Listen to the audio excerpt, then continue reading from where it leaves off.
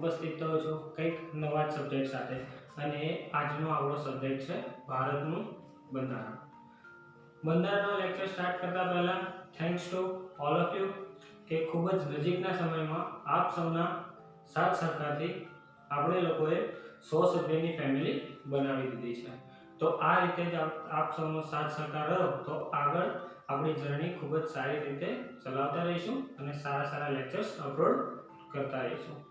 તો હવે સ્ટાર્ટ કરીએ આપણું ભારતનું બંધારણ. તો ભારતના બંધારણને સમજતા પહેલા આપણે સમજીએ બંધારણ શબ્દને. ઓકે, તો આ જે બંધારણ છે એ એવું નથી કે ફક્ત કોઈ દેશનું જ હોય. આ બંધારણ કોઈ ઘરનું પણ હોઈ શકે, કોઈ સમાજનું પણ હોઈ શકે અને આપણે વાત કરવાના છીએ એ પ્રમાણે કોઈ દેશનું પણ હોઈ શકે. હવે જ્યારે કોઈ પણ વ્યવસ્થાને શરૂ કરવાની છે, કોઈ પણ વ્યવસ્થા જ્યારે સારી રીતે ચલાવવાની છે તો એ વ્યવસ્થા સારી રીતે ચાલે એ પહેલા એક કાયદો બનાવવામાં આવે છે શરૂઆતના પિરિયડમાં. ઓકે, તો આ જે શરૂઆતના પિરિયડમાં જે કાયદો બનાવવામાં આવે છે જેના આધારે આગળની વ્યવસ્થા ચાલશે, તો આ જે કાયદો બની જાય છે એને જ કહેવાય છે બંધારણ. હવે આ શબ્દ ઉપરથી આપણે જઈએ ભારત દેશના બંધારણ ઉપર અને એને સમજવાનો પ્રયત્ન કરીએ કે જ્યારે આપણો ભારત દેશ ગુલામીમાંથી બહાર આવે છે અને આઝાદ થાય છે ત્યારે 1950માં ભારતના ઘડવૈયાઓ બંધારણ બનાવીને રેડી કરી નાખે છે. અને આ રેડી કરવા પાછળનું કારણ એ હોય છે કે ભારતની જે રાજકીય વ્યવસ્થા છે એ ખૂબ જ સારી રીતે ચાલી શકે. તો ભારતની અંદર આઝાદી બાદ સૌપ્રથમ જે કાયદો બનાવવામાં આવ્યો એ છે ભારતનું બંધારણ. ઓકે, તો આ રીતે કંઈક ભારતના બંધારણનો નાનો મોટો એક ઇતિહાસ છે અને એની એક વાત છે કે આ ભારતના બંધારણની અંદરની જોગવાઈઓને ધ્યાનમાં રાખીને હવે પછીની આગળની રાજકીય વ્યવસ્થા ચાલશે. તો સૌપ્રથમ બનાવવામાં આવેલો આ જે કાયદો છે જેને ધ્યાને રાખીને વ્યવસ્થા આગળ ચાલે છે, તો આને કહેવાય છે બંધારણ, કારણ કે શરૂઆતમાં બનેલું છે આ. હવે ટર્ન બાય ટર્ન બંધારણને નાના મોટા શબ્દો જે અંદર આપેલા છે એ સમજતા જઈએ અને એ સમજતા જઈએ કે બંધારણની અંદર એક્ઝેક્ટલી આપેલું શું છે અને બંધારણ શું કહેવા માંગે છે. ઓકે, તો હવે સમજીએ કે આ જે શરૂઆતમાં જે બંધારણ જે બનાવવામાં આવ્યું ભારતના ઘડવૈયાઓ દ્વારા, તો આ કાયદાને કંઈક એ લોકોએ મૂળભૂત કાયદાકીય દસ્તાવેજ કહ્યો છે. શું કહ્યું છે? મૂળભૂત કાયદાકીય દસ્તાવેજ. શા માટે? કારણ કે મેં તમને વાત કરી એ પ્રમાણે જો એના એક્ઝામ્પલથી જઈએ કે જ્યારે કોઈ પણ સંસ્થા, કોઈ પણ કંપની, કોઈ પણ દેશની જો કાર્ય સારું રીતે ચલાવવાનું છે તો એના માટે એક શું બનાવવામાં આવે છે? શરૂઆતના ધોરણ ઉપર એક કાયદો બનાવવામાં આવે છે જેને કહેવાય છે બંધારણ. હવે આ કંપનીની શરૂઆત તો થઈ જાય છે, દેશની વ્યવસ્થા શરૂ તો થઈ જાય છે, પણ એ વ્યવસ્થાને આગળ જતા કંઈક નવા કાયદાઓની પણ જરૂર પડે છે, નવા નિયમોની પણ જરૂર પડે છે એ જ વ્યવસ્થાને હજુ સારી બનાવવા માટે. ઓકે, તો હવે જે આ નવા નિયમો બનશે એ નવા નિયમો કંઈક ભારતના બંધારણની અંદરની જોગવાઈઓને ચકાસશે અને ત્યારબાદ નવા નિયમો બનાવશે. એવા કોઈ કાયદાઓ નહીં બનાવી બેસે કે ભારતના બંધારણની જોગવાઈઓને હાનિ પહોંચાડે. ઓકે, તો એટલા માટે કહેવાય છે કે આ ભારતનું જે બંધારણ છે એ કંઈક મૂળભૂત કાયદાકીય દસ્તાવેજ છે. અને બસ એ જ આધારે આપણે જોડે એ સમજી ગયા કે ભારતની અંદર કાયદાનું ક્યાંક ને ક્યાંક શાસન જોવા મળે છે. તો આ પ્રમાણે બે શબ્દને સમજ્યા કે ભારતનું જે બંધારણ છે એ એક મૂળભૂત કાયદાકીય દસ્તાવેજ છે અને એની અંદર કાયદાનું શાસન છુપાયેલું છે. ત્યારબાદ સમજીએ કે આપણને બધાને ખ્યાલ જ છે કે આપણો ભારત દેશ છે એ એક લોકશાહી પ્રકારનો દેશ છે. જ્યાં લોકશાહી છે ત્યાં બે વસ્તુઓ જોવા મળશે. કઈ? સરકારની સત્તા એટલે કે સરકારની શક્તિઓ અને નાગરિકોના અધિકારો.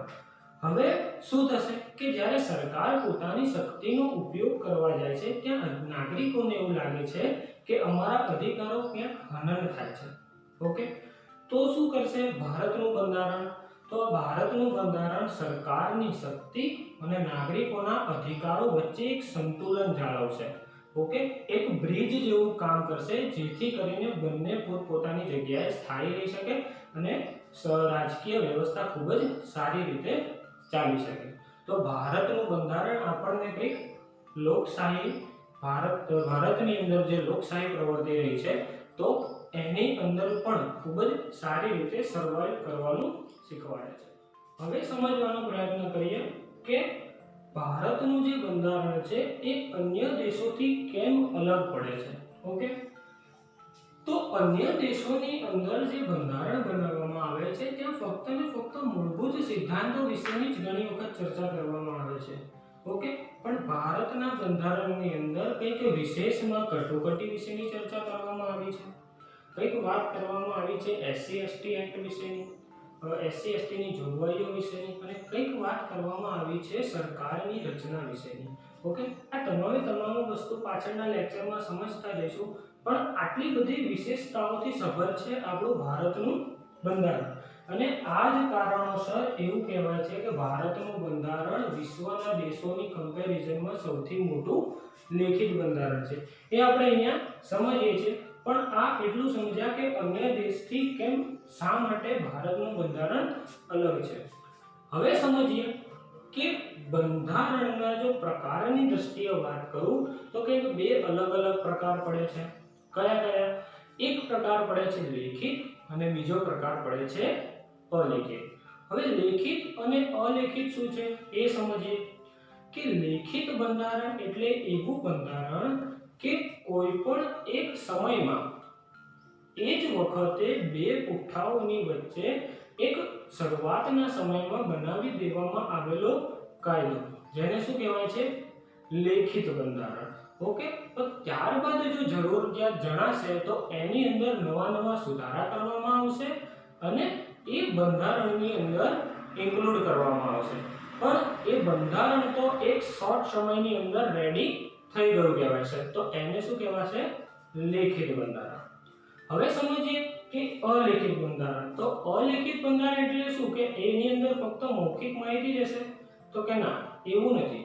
અલેખિત બંધારણ એટલે કે એ લેખિત સ્વરૂપમાં તો હશે. ઓકે, લેખિત સ્વરૂપમાં તો હશે પણ એની જે જોગવાઈઓ છે સમયે નવી લાવવામાં આવશે. એટલે કે કોઈ એક સમયમાં જ્યારે જરૂરિયાત ઊભી થાય છે તો એની કમિટીઓ બેસે છે અને એક નાનો એવો એક પોર્શન બનાવવામાં આવે છે અને બંધારણ નામ આપવામાં આવે. ત્યારબાદ થોડાક સમય પછી કંઈક નવી જરૂરિયાત ઊભી થાય છે કાયદાની, તો ફરીવાર કમિટી બેસે છે અને એક નવો કાયદો બનાવવામાં આવે છે. તો આ તમામને એ લોકો શું કહેતા જશે બંધારણ.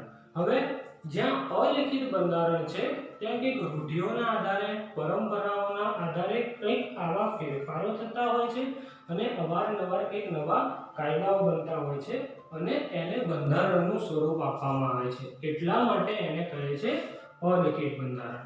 જ્યારે ભારતનું બંધારણ છે એ લેખિત બંધારણ છે અને એક જ વખતે કમિટી બેસીને 2 વર્ષ 11 માસ અને કંઈક 18 દિવસની અંદર ભારતના બંધારણે પોતાનું કામ, ભારતના ઘડવૈયાઓએ બંધારણ ઘડવાનું કાર્ય પૂરું કરી નાખ્યું. તો આ રીતે લેખિત અને અલેખિત બંધારણની વાત થઈ.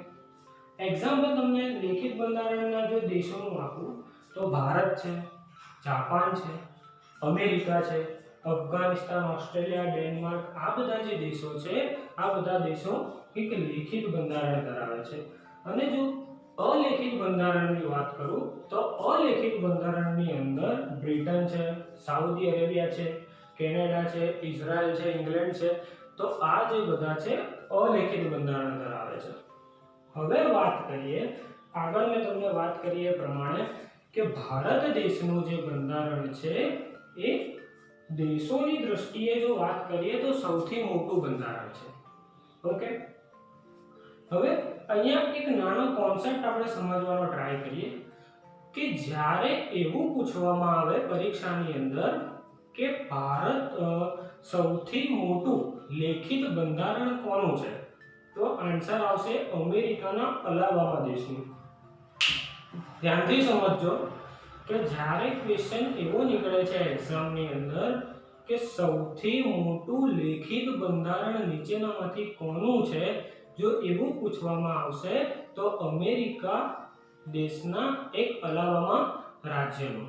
ઓકે, એવું પૂછવામાં આવે કે સૌથી મોટું લેખિત બંધારણ કયા દેશનું છે? જો પર્ટિક્યુલર દેશની વાત કરવામાં આવે તો એ છે આપણા ભારત દેશનું. ઓકે, તો સૌથી મોટું કયા દેશનું લેખિત બંધારણ છે? તો એ છે ભારત દેશનું. અને સૌથી મોટું બંધારણ કોનું છે એવું પૂછવામાં આવે તો અમેરિકા દેશના એક અલાબામા રાજ્યનું. તો એક આ નાનો એવો કોન્સેપ્ટ છે અને પરીક્ષાની અંદર ખૂબ જ મહત્વની વાત છે, તો એક આને નોટ કરી લેજો. હવે આપણે સમજીએ કે સરકારને ચલાવવા માટે કઈ 3 સ્તંભો ભારતના બંધારણે જે તે વખતે બંધારણ બને છે ત્યારે આપેલા છે. તો આ 3 સ્તંભોની કઈ ચર્ચા કરી લઈએ આપણે. તો આ 3 સ્તંભો કયા કયા છે? આપ જોઈ રહ્યા છો એ પ્રમાણે ધારાસભા, કારોબારી અને ન્યાયતંત્ર. કયા કયા? ધારાસભા, કારોબારી અને ન્યાયતંત્ર. આવી રીતે ક્વેશ્ચન સીધો પણ ઘણી વખત પૂછે છે કે ભારત સરકારને ચલાવવા માટેના મુખ્ય સ્તંભો કયા છે? તો એ છે ધારાસભા, કારોબારી અને ન્યાયતંત્ર. હવે ધીમે ધીમે આ 3 શબ્દોનો નાનો એવો કોન્સેપ્ટ આપણે સમજીએ કે ભારતના બંધારણે કેમ આની વાત કરી છે. હવે જ્યારે ભારતનું બંધારણ ઘડાઈ જાય છે અને ત્યારબાદ 1950 પછી ભારતની રાજકીય વ્યવસ્થાને ચલાવવા માટે કંઈક એક ચોક્કસ નિયમોની જરૂર હોય છે અને એ વખતે નિયમો ઘડવા માટે કોઈ એક એવી સંસ્થા હોવી જોઈએ. તો એ સંસ્થા હતી આપણી ભારતની સંસદ. તો બસ એને જ કહેવાય છે ધારાસભા. હવે આ જ ધારાસભા છે એ કંઈક 2 ભાગમાં વિભાજિત હોય છે, 2 રીતે હોય છે. કઈ? એક હોય છે કેન્દ્રની ધારાસભા અને એક હોય છે રાજ્યની ધારાસભા.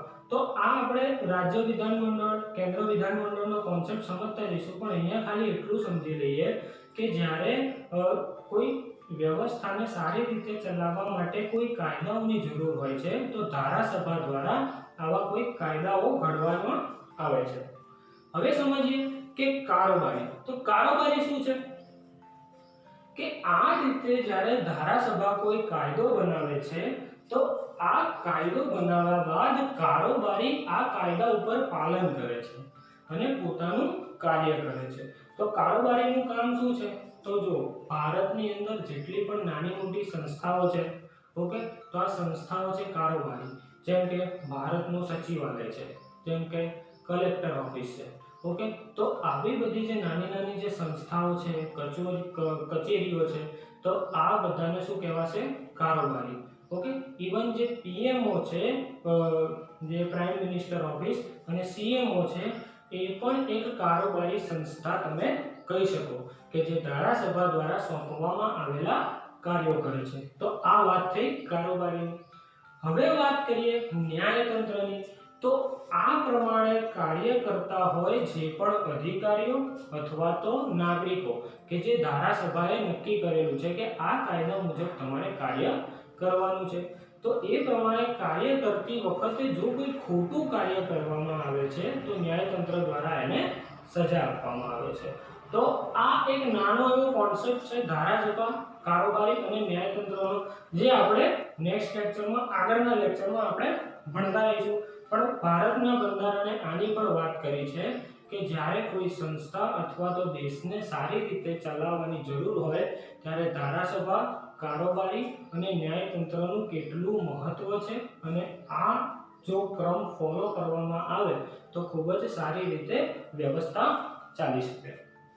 હવે વાત કરીએ અને થોડા આગળ જઈએ તો જોઈએ વહીવટી વ્યવસ્થા. ઓકે, તો વહીવટી વ્યવસ્થાના આધારે પણ કંઈક 2 પ્રકાર પાડવામાં આવે છે બંધારણના, અને એમાંથી એક અલગ આપણા ભારતનો બંધારણનો એક પ્રકાર પડે છે જે છે કંઈક અર્ધ સમવાય તંત્ર, એટલે કે વિશિષ્ટ સમવાય તંત્ર. ઓકે, તો આ એક શબ્દને, આ ટર્મિનોલોજીને આપણે સમજી લઈએ કે વહીવટી વ્યવસ્થાના આધારે કઈ રીતે અલગ પડે છે. તો વહીવટી વ્યવસ્થાના આધારે બંધારણની અંદર કંઈક 2 ભાગ પડે છે. એક છે એકાત્મક તંત્ર અને એક છે સમવાય તંત્ર. હવે એકાત્મક તંત્ર અને સમવાય તંત્ર શું છે એ થોડુંક સમજી લઈએ. એકાત્મક તંત્ર એટલે એવું તંત્ર કે જ્યાં તમામે તમામ જેટલી પણ સત્તાઓ જે આપવામાં આવી છે એ તમામે તમામ સત્તાઓ કેન્દ્ર પાસે રહેશે. ઓકે, તો આ તમામે તમામ સત્તા કોની જોડે હશે? કેન્દ્ર જોડે હશે. અને સત્તાનું વિભાજન થયેલું દેખાશે નહીં. વહીવટી એકમો છે, રાજ્યો છે, તો અહીંયા તમને એ લોકોને પૂરેપૂરા નિર્ણયો લેવાની સત્તા હશે નહીં. તો આને કેવું બંધારણ કહેવાશે? એકાત્મક તંત્રી બંધારણ. ઓકે, હવે સમવાય તંત્રી બંધારણ. તો સમવાય તંત્રી બંધારણ આપણે કોને કહીશું? કે સમવાય તંત્રી બંધારણ એટલે એવું બંધારણ કે જ્યાં કેન્દ્રને પૂરેપૂરી એટલે કે સંપૂર્ણ સત્તા આપવામાં આવતી નથી. આવી જે સત્તાઓ છે એ રાજ્યોમાં ડિવાઈડ કરવામાં આવે છે, વહીવટી એકમોમાં ડિવાઈડ કરવામાં આવે છે કે એમને પૂરેપૂરી સત્તા પોતપોતાની રીતે નિર્ણય લેવાની આપવામાં આવે છે. તો આને શું કહેવાશે? આને કહેવાશે સમવાય તંત્રી બંધારણ. હવે સમજીએ કે ભારતનું બંધારણ જ્યારે સમજતા હોઈએ ત્યારે આ કોન્સેપ્ટ સમજવો કેમ જરૂરી છે કે એકાત્મક તંત્ર બંધારણ અને સમવાય તંત્રી બંધારણ. તો હવે એ સમજીએ કે આપણું જે ભારતનું બંધારણ છે ન તો સમવાય તંત્રી બંધારણ છે ન તો એકાત્મક તંત્રી બંધારણ છે.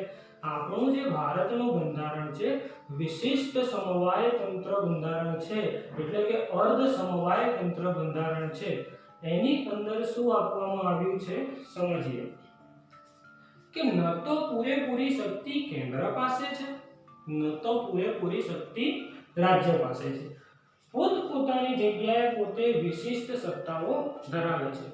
કેન્દ્ર દ્વારા અમુક વિષયો ઉપર રાજ્યને સ્વતંત્ર સત્તા આપવામાં આવી છે કે જ્યાં નિર્ણય રાજ્ય પોતે લઈ શકે છે.